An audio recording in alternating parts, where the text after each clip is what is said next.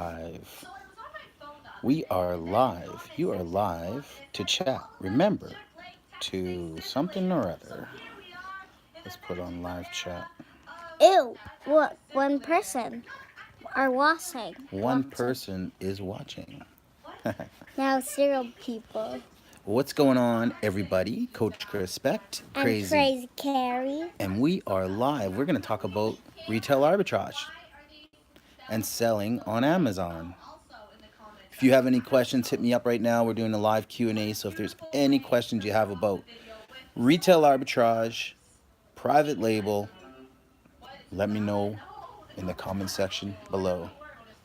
I'm chilling like a villain. But Smash that like.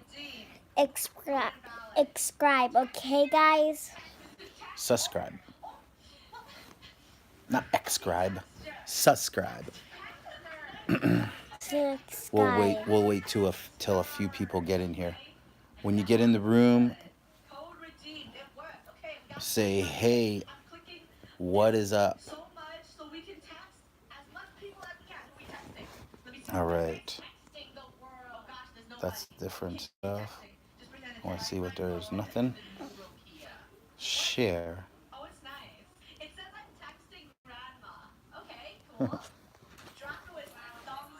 So, Carrie, do you do Amazon with us? Yes. What is your job? To take those dollar signs off. The stickers? Yes. Off the books? Yes. Did you see our new trick? Yeah. On how to do it? Take some off. Yeah, but what do I use? What is the new trick that I use? Did you see when I use the blow dryer and I blow it? Yes. Yeah, that's cool. Can you put it in the fridge? Yeah. We take our stickers off using Goo Gone, and we use our fingernails, and we use a blow dryer, and we heat those stickers up. That was brought to me by Jason. Thanks for the tip. Never knew that one before.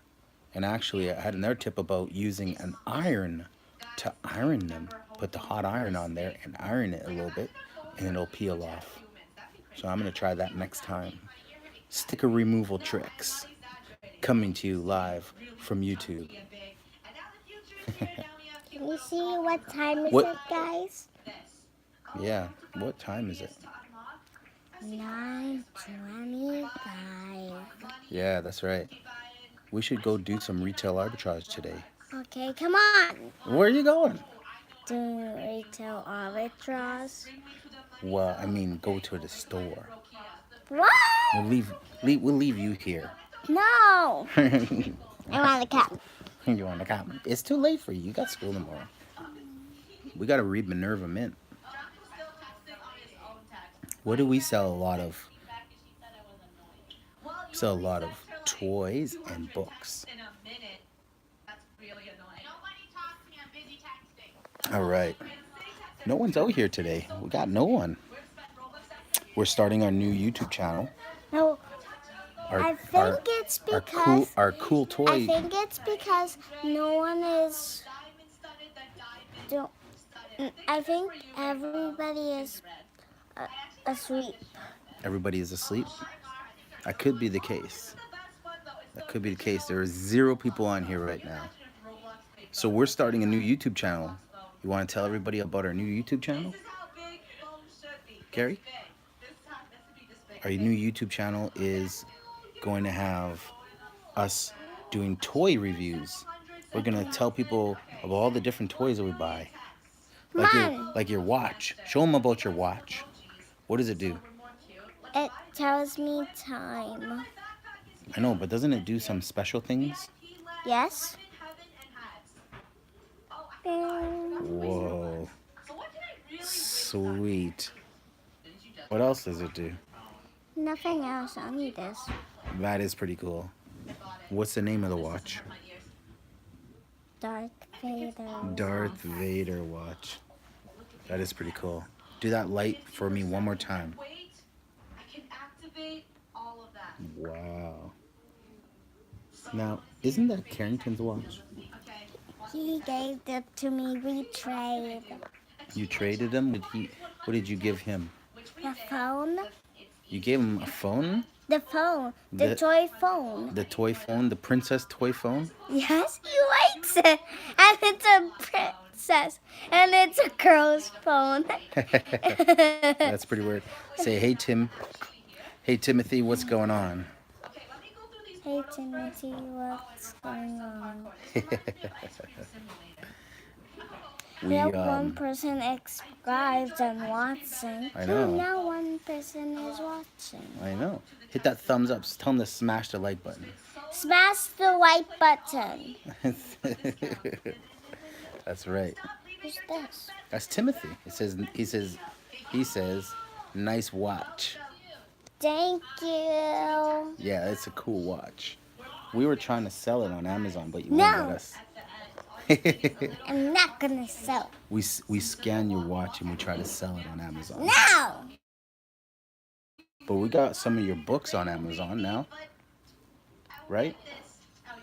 You gonna have an Amazon store when you're older?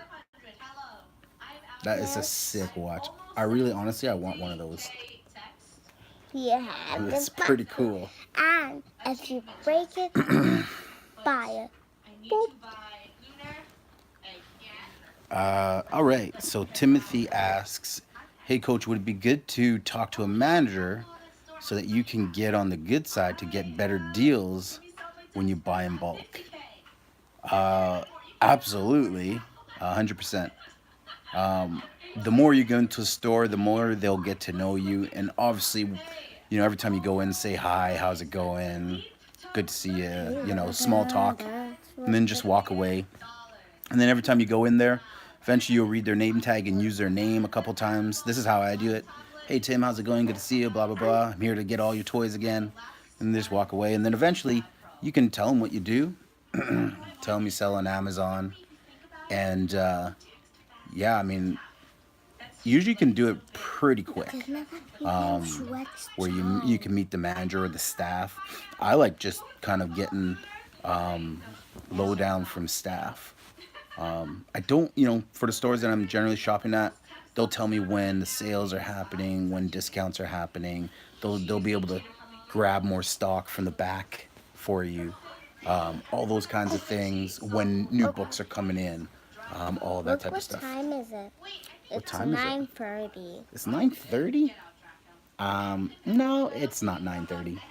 So yeah, I mean, yeah, 100%, it's a good deal, but you just need to know if the stores that you are buying from are okay with resellers. Some aren't. Some have policies against resellers. So just know that first before you disclose that you're a reseller. But 100%, make friends with the managers, bring them a coffee, and you'll be surprised just how effective that stuff is. Right? Yes. Oh, what are you doing? Why are you lying with Dad? This is my coach. Right? About to do some private label. I'm going to be launching at least 2 products a month. Strategy is for the next 3 months to try to get 6 How about on private Amazon label products running. Guys, how about Amazon working? How about Amazon work? Yeah. We gotta clock in. We gotta go get some more product. Come on, let's go. Come on. You, my dear, have to go to bed soon. Mm-hmm. Any other questions, Tim? Let me know. Bye-bye. Yeah, I don't really when I'm in stores, I am so quick to hunt for exactly what I'm trying to buy. So I'm in and out. But I'm always friendly, so I'll say, hey, how's it going? Smile. Good to see you again. How was work today? Store looks busy. Oh, you got lots of cool new products. Oh, I love it. Sometimes people ask me, oh, what's this for? Are you a teacher Are you run a camp? I mean, I get probably a 5 or 6 different things, and then sometimes they'll just go, yep, yep, yep. When doing private label, is it better to get something you can build a brand with and build around it, add more products to it in the future to create more products up the list of the niche? Yes, yes, 100%. So that's how my first private label product evolved. Is I found a good product that was hot, had huge demand, and then out of it stemmed one, two, three more products. They weren't child listings, so I didn't list it within my primary product. They were all separate, but I actually used my primary brand name for these additional products. So yes, you want to create a line of products because as you start to as your products start to gain popularity and you start to do 10, 15, 20, that's those sales add up. Your product now becomes a popular product on Amazon, a popular product in the marketplace. And eventually, if your product has a long life cycle, your product is going to become recognized as a leading product in your niche. So actually in my niche, I have a leading product in my niche. So people who have bought my primary product have also bought my secondary product and products with the same brand.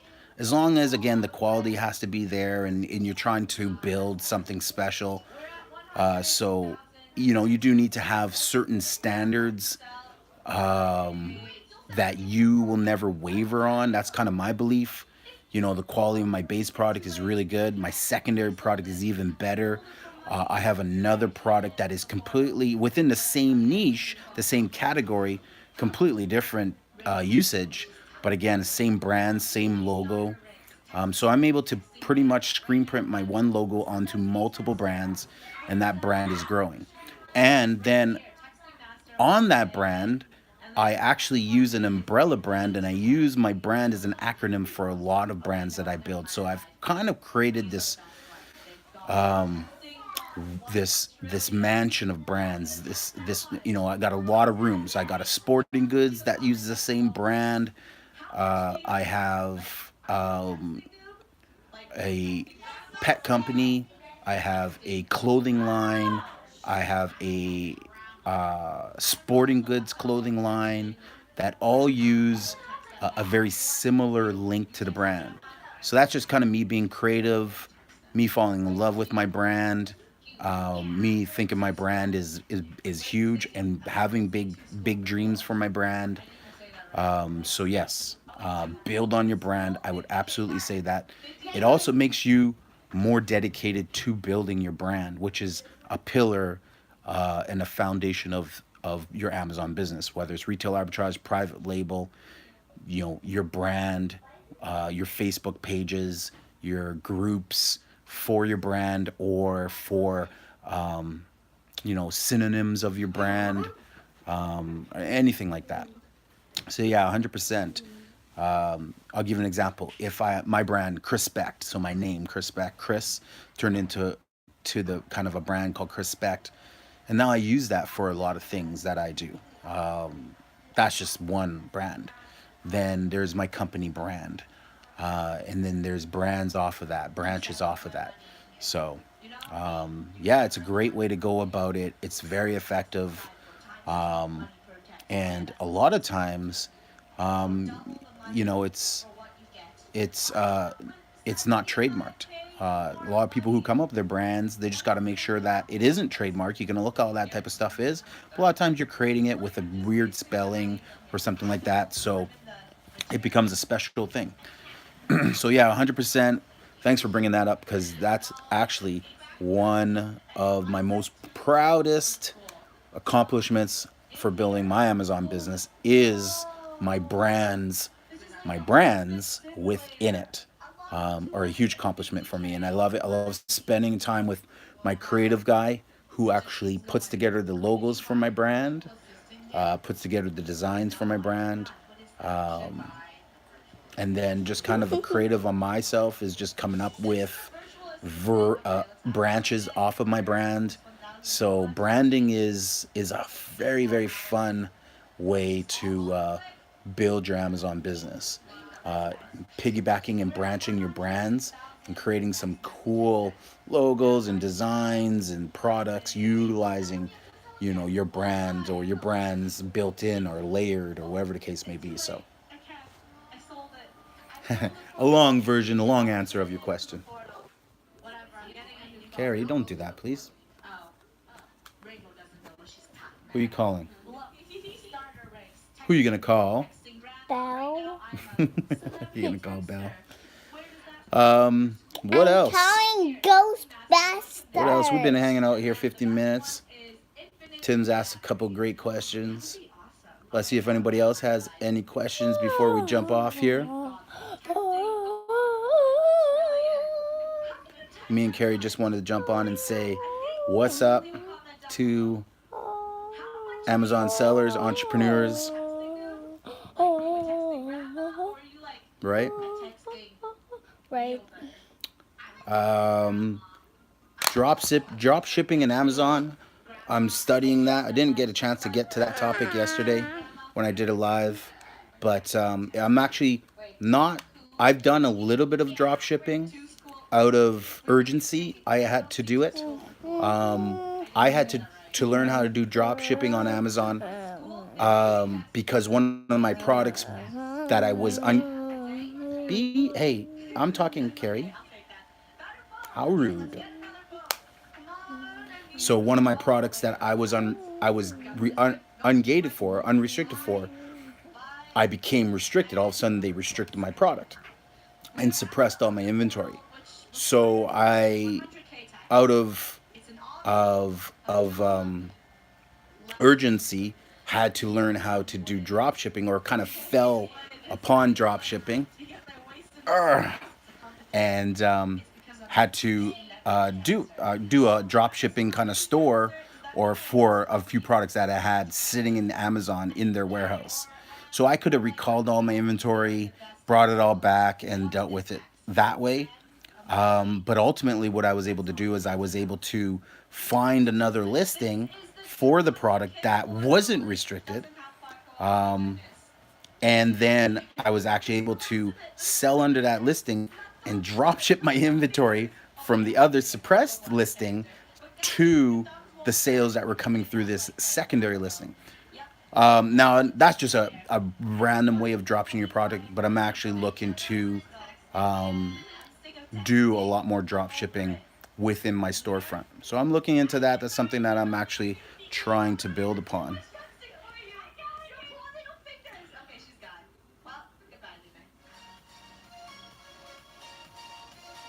No problem, Tim. Yeah, man, get your laptop fixed. I mean, if you have any questions, you know how to hit me up. You know where to reach me. So definitely just hit me up with any of your questions anytime. Get your laptop fixed and then get started selling. Yeah, man. I mean, Amazon.com is more popular than Amazon.ca. Yeah, 100%. It's 10 times more popular because the population is 10 times bigger. Do you think that Amazon.ca will eventually grow? Unless Canada's population meets or exceeds the population in the USA, then no, because all the stores are based in the country. A lot of the products that we're buying from local Amazon sellers within Canada. I mean, sure, sometimes you're going to get sellers from the US selling into the Canadian market and shipping, but they're still fulfilling. They're not necessarily fulfilling from the US into Canada. Some fulfill from China into Canada. You do see that, and you can tell they are who they are. But all those Prime products are being stored in Canada. So if you're an Amazon Prime member and you're buying from Prime sellers, all those products are just being stored in local Amazon warehouses in Canada, BC, Alberta, Winnipeg, Manitoba, whatever, Ontario. All the warehouses are in Canada. All the products are in those warehouses. They're all being fulfilled from Canada. So unless our population match the population of the US, which will never happen, we're not going to match their numbers. But all you do is this. for private label, you launch in Canada first if you're from Canada, and then you just expand to the US for your private label. For retail arbitrage, I don't recommend it. I just recommend sell within your country, but it doesn't mean you can't. If you want to do retail arbitrage and ship your products to the US, there are there are fulfillment companies that will help you, that are actually really inexpensive, that you can use, that will take your product that you've purchased locally and bring it into the US and then ship it into fulfillment centers in the US for you. So you can actually, they're out there, easy to Google who they are. If you ever think about doing that when you do get started, ask me that question later. I'll drop a few recommendations for you so that you can try that out. But private label is much easier because you're sourcing the product from China, and instead of sending it to Canada, you just have your products from China shipped to the USA. Okay, whether it's being shipped direct to Dallas, a fulfillment center, or wherever Amazon tell you, you're just having it shipped there. And you're just setting up your storefront in Amazon, which is probably all of 5 steps to do. So again, not that hard. Again, you just need a banking account in the US. You need to set up your tax structure for both your products and your tax information. Your I'm drawing a blank right now, but your taxation form for the U.S. You need to provide that to Amazon, and ultimately that's about it. And then away you go. And then you just deal with your returns in a different manner altogether. But it's easy to do, and that's why I say with private label, it's definitely a no-brainer to do that once your products are ranked and are rated. Then definitely jump into other marketplaces, Canada, then into the US, or vice versa.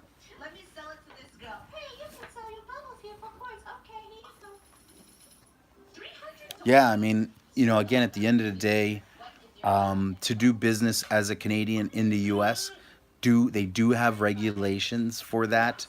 Um, in the course, I do show and demonstrate, and in the private Facebook group, a few people have asked me, Coach, can you go through some of the setup process for setting up your US business? So I'll probably do some more videos on this exact topic inside my private group on Facebook. Again, Timothy, when you're ready, it's $100. Sign up. One of my videos has a link to the course. Then just make sure you send me a message on Facebook to join Amazon Selling Hustle. I'll get you in right away. You can watch all the videos that are out there right now, products that I'm selling. And you can see those. You can source those, start making money in 2 weeks. You could literally do a buy tomorrow, Timmy, in Ontario, anywhere, and ship that product in and be, catching checks in 10 days from now. So that's a big reason why people should be signing up for the $100 course. Then two, yeah, you'll be able to get custom videos. If you have any question that's of content that's not in the course, and you need me to make a video, I'm customizing those videos and posting them in the private Facebook group. And then things like this. This topic is a hot topic. It's a great topic, but it's also a very valuable topic. And by valuable, I mean I don't want to give it away totally for free on YouTube. I'll just give you the overlay, but the step by step, you'll want to jump into the course because it's all in the private Facebook group, and it's all in the course as well. So the actual step by step layout. But yeah, it's easy to do. It's about 5 steps to do, straightforward for the most part. But and just keep in mind in the US, yeah, that volume is there. There's also a lot more products to choose from that have a lot more opportunity to sell in the US. What I do tell a lot of people to do is do their product research in the US site and be one of the leaders of bringing that product to the Canadian market. because there's a lot of a product that we see that are doing well in the U.S. There's just no sellers selling it in Canada, so people are going to U.S. to buy their products. So keep that in mind. Is it better to do private label, but now, oh sorry, now it's better to do private label, but when you get your private label products, it's better to get a sample and have someone do your product quality check. Um, of the 10 products I've launched, I've yet to get a sample for any one of my products, which is kind of funny. So in the course, I actually tell people that you don't necessarily need to get a sample. I didn't for my 10 private label products. I didn't get a single sample. Now, keep in mind, four of them are a, um, four of them are a extension of my brand that we talked about a little bit earlier, which is, it's and again, I'm buying these products for $3, $4. Uh, at the most part, that's kind of my average. I do have some that are under $1. Um, I just never got any samples. I buy my product. I do a lot of research. I do a lot of of research of the factories that I'm looking into. I talk to them. I chat with them. My instincts are pretty good. And I just take that risk. I just buy the product. I have shipped to Amazon, and if I have issues, then I'll deal with up front. There are products. That being said, when I do a lot of one-on-ones with um, clients, there have been a lot of times where they want samples. So they want samples. They just order them up, get them shipped to them. They check them out. They create the bundles that they're looking for. So they go through more of a process than I do as a seller. So it's just a personal choice. Personally, as a seller, I have yet to really care about getting samples. Doesn't mean I haven't launched or made any mistakes. But the mistakes that I made have been bundling mistakes. Instead of I've sold some products in singles that I should have bundled. Nothing to do with the quality of the product. The quality of the product, I already knew what it would be like, but I should have bundled certain things. One product that I sell, I actually was a retail arbitrage product, was able to source 50 up front. I kind of got a sense of the quality not being as high quality as some of the products out there, but instead what I did was by improving the quality of my packaging and actually making my packaging the experience actually improve the product quality itself. To give you an example, I've sold 300 units, have not had a single return on the product, whereas all my other products have had returns before. But because I've changed the packaging to support the product, to inform and educate customers, um, and just enhance the product look, it's kind of like having a great landing page on Amazon for your product with great pictures, with great bullet points, with you know, with a great look to it. Your packaging has got to be the same. So I enhanced the product packaging, and it's done nothing but wonders for the product, and actually allowed me to increase the price to which I sell the product. And I've also bundled the product. So other things I've made as a mistake, again, have nothing to do with me getting a sample, just things that you need to consider that you should do in order to ensure that your product doesn't get returned or doesn't have any concerns or questions when people receive the product. As an Amazon buyer, when you receive the product, that's when you're at your your initial impression. As soon as you open that box, that Amazon box, and you pull it out, that's when you gotta impress people. For that first 5 minutes of the person holding your product is when they make a decision if they're gonna return it or not. Within the first 5 minutes, they haven't even tried it per se. Now, that doesn't mean for electronic products that when they try it and it doesn't work or it's faulty, those are quality issues. That's different. but just that first impression. So it's got to be really good. You can get away with selling, lower quality products if you do things like I say about packaging, or just the first impression overall. So, but samples, I don't tell people to go get them. I tell people to take action, order products, have it shipped direct, and just do their homework. And but if the product is more complicated, then you may want samples for sure, 100%. I don't go for complicated products. I go for real simple products. 9 times out of 10, very simple products. A lot of times they are so simple, so basic. All the products that I sell, that I don't need a sample. All right, Tim, I'm out.